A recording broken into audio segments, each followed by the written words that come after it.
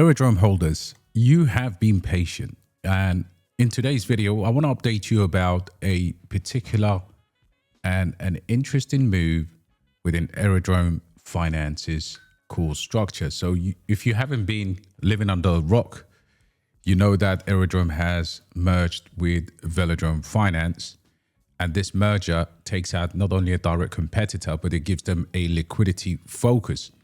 Now, the core evolution, the core development team or Dromos Labs is preparing for the post Aerodrome merger with Velodrome. So Optimism and Base coming together to have a single powerhouse DEX. Now, all of this is set to rival Uniswap because the real pivot here, the real alpha, is Aerodrome's move to compete with Uniswap.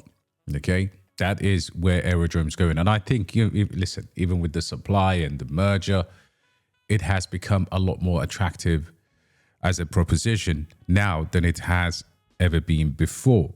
The market cap is relatively low. The price has moved up 11%, but we're not chasing short-term pumps here.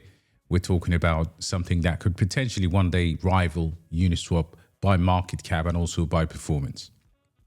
Okay, in terms of their overall performance, they have a fantastic, what I consider to be one of the best in terms of the liquidity and liquidity pools, as well as the fee generations. I think in the last few months, they've picked up $30 million. And what you're starting to see is we're coming out of a period of relatively aggressive vesting, and we're moving into a higher plateau where the sustainability of these longer term vesting schedules are less dramatic in their rise than previously. So this could be a potentially something worthwhile for people to look into.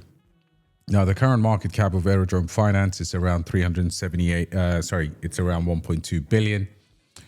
Sub-billion purchase is always the way to go. The TVL here is around just under $400 million. The trading volume for crypto is still relatively low. Now, of course, what you have is 51% of supply of Aerodrome is locked for the 3.5 years. So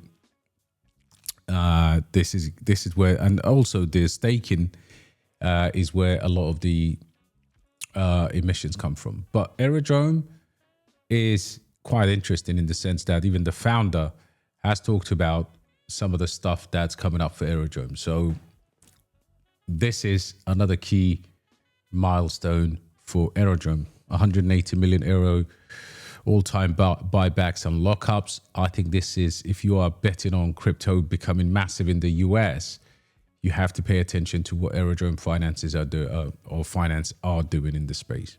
Okay. The other thing that you need to know is the launch of a new feature with an operating system designed to capture maximum extractable value, or MEV. Now, of course, these internalized fees, and of course, previously, these actually leak to bots. So that could be quite interesting. The co-founder was on an interview as well, talking about how the top 100 of cryptocurrencies is uninvestable up till today. That could be said for Aerodrome as well. I think there is a level of appreciation and understanding when teams come out and actively suggest that crypto has to change on the basis of what's been going on in the past. So smart money in terms of Nansen analysis. I mean, look, at the end of the day, project like Aerodrome is well established. And what you're looking for is a kind of a supply management. Nearly 50% of all supplies being locked, and with an average duration of, like we said, 3.7 years. Protocol already distributed over 460 million in rewards. That was a heavy part of the commission. And momentum fund, of course, buybacks and burns would be quite critical. The market status, again, currently trading around that 40 cents mark, 11% rally in the past week. And of course, there is an anticipation for the July mainnet launch. Now, network dominance, that's for the merger. In terms of network dominance, Aerodrome remains undisputed liquidity leader and hub for the base blockchain. So that's something that's going to be quite key, generating $300,000 of daily revenue. So these are some of the criteria I look for in a project, especially when they are building in a bear market. According to Cutler, the up-and-coming events, of course, they've got events in Europe and in July, the target window for full Aerodrome protocol launch on Ethereum. I think that's what you've got to look forward to. They want to capture the business on Ethereum and they want to rival, in my opinion, I think Aerodrome is going to rival Uniswap at some point because I think the US market is just so big. It's massive. And with the Clarity Act being resolved, I think that's where people need to look at in terms of the overall future of Aerodrome Finance. But what we have is deeply oversold, bounce off the low, pretty much here in the mid 20s, currently at 41. But like I said, my overall goal for crypto buying is to DCA into convictions. At the end of the day, people could be bullish, people could be bearish, but I'm looking for projects with a sustainable long-term future. And this has certainly come into the October wick. And that's where roughly it's been trading ever since. So even then, it's still within range of its 2025 April lows. Okay, so it has shown a level of kind of sideways momentum, but the catalyst for Aerodrome Finance, if you're holding, is for July as the mainnet launches post the merger.